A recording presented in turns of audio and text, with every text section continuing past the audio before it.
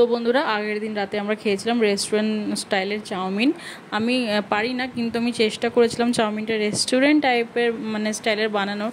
তো এইখানে আমাকে যতগুলো ভেজিস ছিল আমি সব কেটে নিয়েছি। এখন চাউমিনটা আমি সেদ্ধ করে নিয়েছি।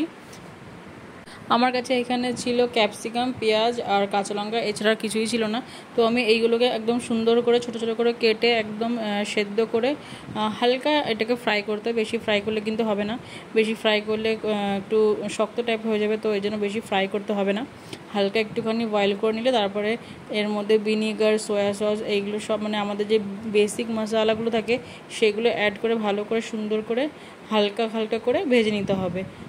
বেশি ভাজলে কিন্তু হবে না, বেশি ভাজলে কিন্তু জিনিসটা তোমার শক্ত হয়ে যাবে।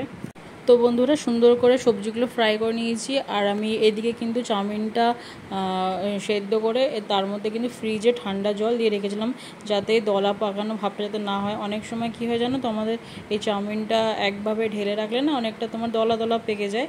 তো যার জন্য এখানে কিন্তু ঠান্ডা একদম চিল্ড ওয়াটার দিয়ে চাউমিনটাকে ভিজিয়ে রাখতে হবে। আর তারপরে দেখো আমার এখানে সবজিগুলো ভাজা হয়ে গেছে। আমি এখানে কিন্তু অল্প অল্প করে চাউমিনগুলো দিয়ে সুন্দর করে ফ্রাই মানে মিক্স করে নেব, যাতে তোমার সবজিগুলো চাউমিনগুলো ভালো করে মিক্স হয়ে যায়। এবার কিন্তু বেশি নাড়লে কিন্তু চাউমিনটা ভেঙে যাওয়ারও ভয় থাকে। সবার লাস্টে যখন চাউমিনটা হয়ে যাবে, আর তোমাদের আমি একটা কথা বলে দিই, চাউমিনটা যখন হবে তখন কিন্তু একদম স্লো আঁচে হবে।